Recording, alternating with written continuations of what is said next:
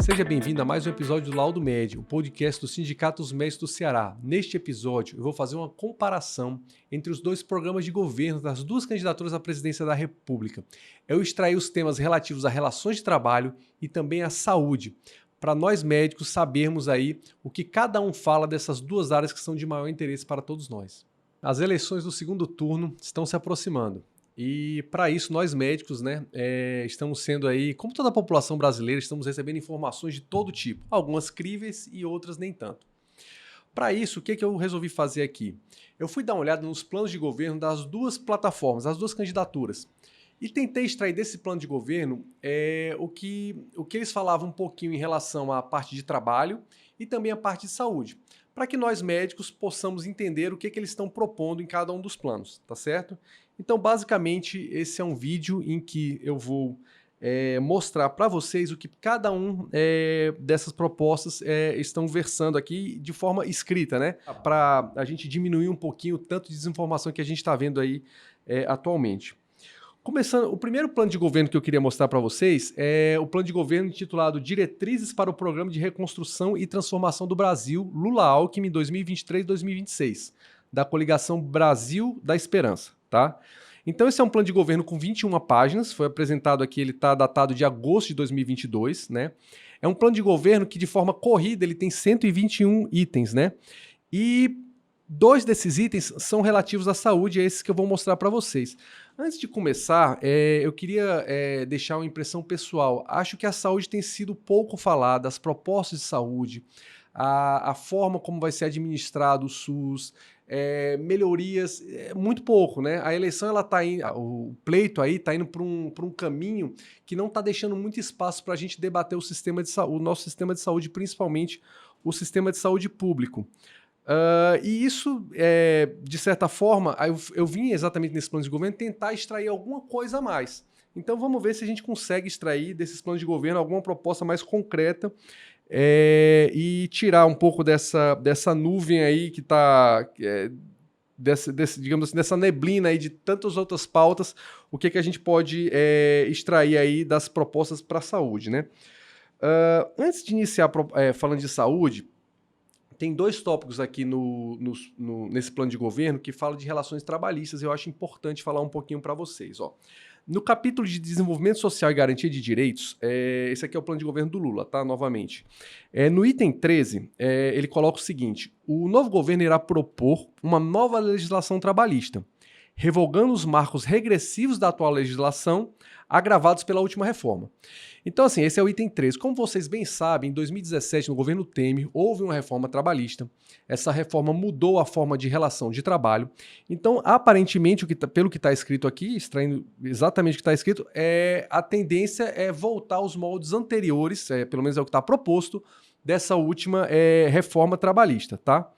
Já no item 14, é uma coisa que versa até com a minha atividade, né, de presidente daqui do Sindicato dos Médicos. Ele coloca que o novo governo incentivará o debate e as iniciativas de reestruturação sindical, respeitará a autonomia sindical e vai coibir práticas antissindicais. Eu estou sendo bem literal aqui, tá, gente? Na internet é fácil, é só colocar plano de governo do Lula, plano de governo do Bolsonaro 2022, vocês vão encontrar esses documentos. E serão respeitadas também as decisões de financiamento solidário e democrático da estrutura sindical. Aqui eu abro um parênteses. Na última reforma trabalhista, uma das modificações que a reforma trouxe, ela extinguiu a obrigatoriedade do imposto sindical. O imposto sindical era extraído ali do mês de março e descontado no mês de abril no contra-cheque do trabalhador referente a um dia de trabalho. Ou seja, o trabalhador, estando sindicalizado ou não, ele tirava um dia do seu trabalho e dava para a entidade sindical. Basicamente era isso, imposto é isso, é compulsório, né? E o que acontece? Com a reforma trabalhista de 2017, muitos sindicatos dependiam muito desse imposto para poder exercer suas atividades. Esses sindicatos, alguns deles, né, tiveram até que fechar as portas. Isso aí a gente encontra vasta informação na internet também. Então, você vê que aqui que ele propõe uma reestruturação sindical e ele quer, repetindo aí para vocês, decisões de financiamento solidário e democrático da estrutura sindical. Aqui a gente pode inferir algumas interpretações. A minha interpretação bem direta é que você unindo o item anterior de uma revogação, pelo menos parcial, da última reforma trabalhista, junto com essa afirmativa, a gente entende que há uma proposta de retomar a questão do imposto sindical. Eu preciso ressaltar que o Sindicato dos Médicos do Ceará, ele programaticamente, desde a reforma, apesar das dificuldades que a gente, dos desafios, na verdade, que a gente teve que suplantar, a gente é contra a cobrança compulsória do imposto sindical e continuamos contra. Então, realmente a gente entende hoje que os sindicatos trabalhando, mostrando serviço, dirigidos ao seu associado, ele consegue sim mostrar para a sua classe que é uma entidade importante e que de forma voluntária esses associados eles vão poder se filiar a essa entidade e fortalecer essa entidade sem que seja necessária a obrigatoriedade de um imposto para isso, tá bom? Essa é uma posição do Sindicato dos Médicos do Ceará atualmente, ela é um pouco talvez divergente da maioria das entidades sindicais, mas eu queria passar isso aí para vocês, tá certo? Indo agora para as propostas de saúde. Novamente, como eu falei, eu acho que tem se falado muito pouco de saúde na campanha. E aqui eu queria entender se é porque está só enuviado por outras pautas, digamos assim, mais quentes, ou se realmente está faltando realmente uma discussão maior. E, infelizmente, nas duas propostas, a gente vê um pouco aprofundamento no tema saúde. Aqui na proposta do Lula, a gente tem dois itens versando sobre saúde, são os itens 23 e o 24. No item 23, basicamente, ele faz um diagnóstico, a meu ver, um tanto superficial do problema, dizendo que faltam profissionais de saúde, consultas, exames e medicamentos, que é urgente dar condições ao SUS para retomar o atendimento às demandas que foram represadas na pandemia e atender as pessoas sequeladas de Covid e retomar o programa de vacinação. Então ele faz um diagnóstico para um programa de governo, eu acho um diagnóstico assim, um tanto raso, né? Mas ele não propõe nenhuma solução em cima disso. Tá? Então o item 23 basicamente ele é diagnóstico sem propor uma solução. No item 24, que é o segundo item e último da saúde, ele escreve o seguinte: reafirmamos o nosso compromisso com o fortalecimento do SUS, público e universal, o aprimoramento de sua gestão, a valorização da formação de profissionais de saúde. E esse ponto aqui eu acho que é importante para a gente, viu, pessoal? Eu acho que é importante ter atenção. E a retomada de políticas como o Mais Médicos e a farmácia popular, bem como a reconstrução e o fomento do complexo industrial de saúde. Então eu queria parar um pouquinho aqui e eu acho que os médicos do Brasil eles sabem muito bem o que foi o programa Mais Médicos e cada um tem sua opinião já formada a respeito desse programa. O programa Mais Médicos, criado lá em 2013, se não me engano, foi um programa que trouxe médicos intercambistas.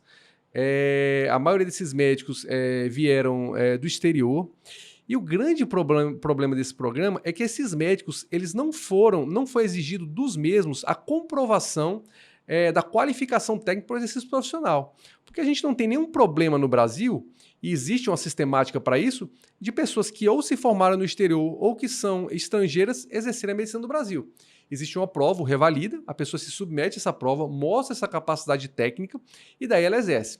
O programa Mais Médicos, da forma como foi proposto, e estão usando a mesma denominação Mais Médicos, então não tem por que a gente pensar que seja diferente, ele pode trazer novamente médicos, que eu coloco até uma aspa aqui, tá, pessoal? Porque, para mim, médico ele tem que ter aquela formação e comprovação de capacidade técnica, sem que haja essa comprovação. Então, isso aqui é um problema. Eu acho que, nesse ponto aqui, deveria se discutir melhor essa questão da distribuição do profissional. A gente discute isso aqui diariamente no Sindicato dos Médicos, né?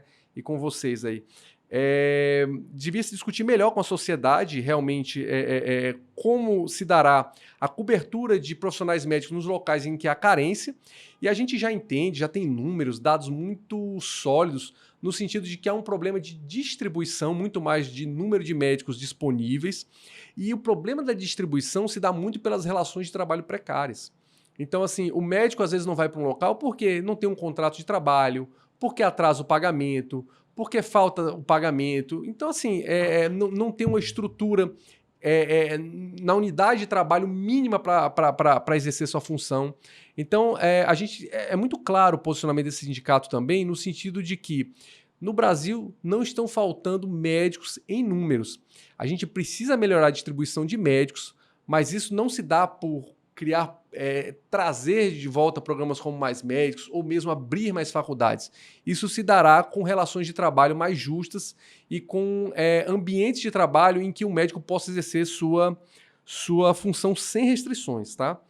Então, assim, basicamente, de um programa de 121 itens, o que a gente extrai de saúde é isso. Os demais itens tratam dos outros temas diversos da nossa sociedade. Então, eu vou encerrando aqui a minha leitura e opinião também acerca desse programa de governo, né? Indo para o segundo programa de governo, o programa de governo Plano de Governo 2023-2026, pelo bem do Brasil, certo? Do Bolsonaro, né? Da chapa do Bolsonaro.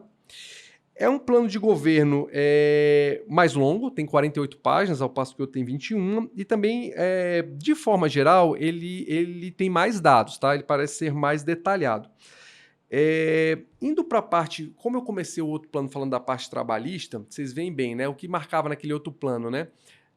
Basicamente, é uma nova legislação trabalhista e uma revogação, não deixa claro se parcial ou total, da última reforma que teve no governo Temer. Já esse plano já vai para um caminho bem diferente, né? Aqui ele fala o seguinte: o governo continuará defendendo que os trabalhadores devem ser livres para realizar trocas entre si livres de coerção. Os trabalhadores devem ter seu direito de greve e sindicalização garantidos, pois as pessoas devem ser livres para se associarem como quiserem, né? Contudo, essa liberdade não deve ser apoiada por legislações e normas que incentivem práticas monopolistas, tanto do lado empresarial quanto do lado dos sindicatos e associações de classe.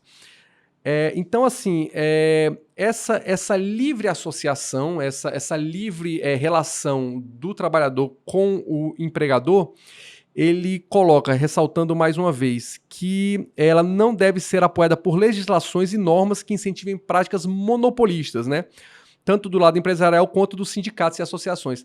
Aqui, obviamente que não tá colocado de forma clara, mas parece que essa linha de relação trabalhista ela vai seguir no caminho que está seguindo, respeitando, aí, mantendo pelo menos a última reforma trabalhista, pelo menos é assim, isso aí já é uma impressão pessoal minha, e sem a volta do imposto sindical, né?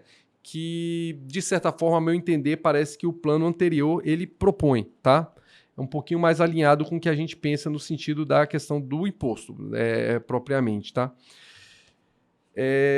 Continuando. Bom, na parte de saúde, aí aqui a questão de saúde está dentro de um capítulo que trata de saúde, educação e social. Ele é um pouco mais longo, tem 3 páginas, mas, mais uma vez, apesar de ser um pouco mais longo, ele tem muitos dados e muita informação do que já foi feito e pouca proposta do que vai vir adiante. Então a gente vê aqui dados, números, né? Foi feito isso, foi feito aquilo, algum diagnóstico, mas uma proposta, principalmente no que concerne a melhorias no SUS, aumento de assistência, também eu achei que esse plano ele não acrescentou muito. Eu vou trazer aqui os pontos mais relevantes, né, que são tratados nesse plano. Em primeiro lugar, ele diz que o foco vai ser na atenção primária, manter esse foco na atenção primária. Todos nós já entendemos por que é tão importante que as ações de saúde elas sejam voltadas para a atenção primária, né? Elas são mais efetivas e mais custo-efetivas também.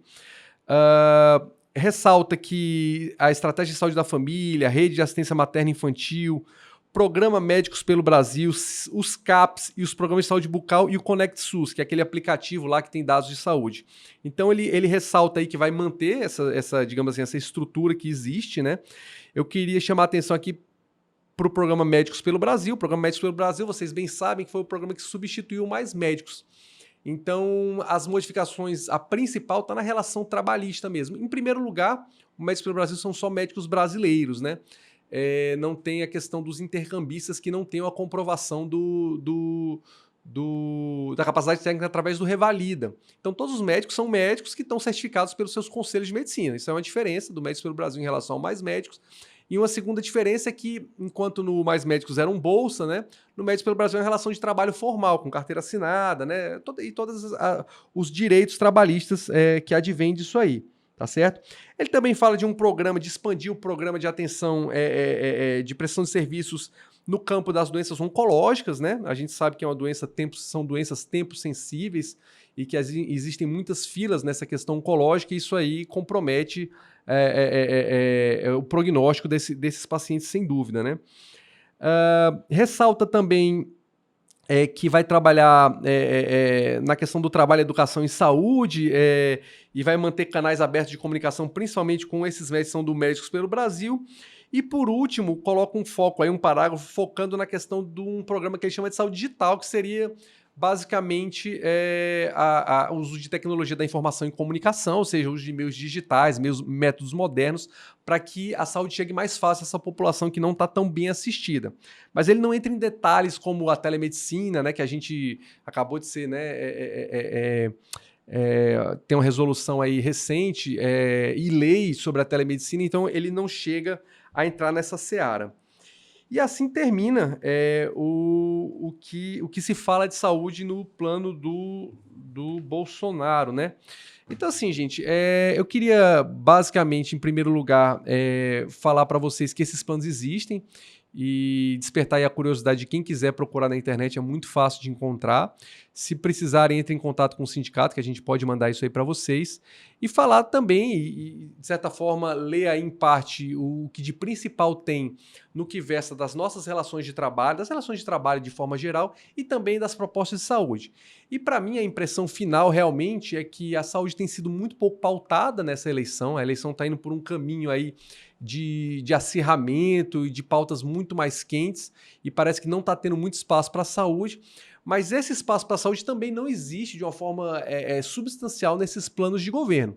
Apesar de que a gente nota, pelo que eu já coloquei aqui, que existem realmente propostas, não no campo da saúde especificamente, mas as propostas na relação trabalhista elas são bem divergentes, são bem diferentes uma da outra. Eu espero que isso ajude você, médico, a consolidar a sua decisão, a se decidir e se não, a entender melhor aí o que tá sendo colocado aí por esses programas de governo.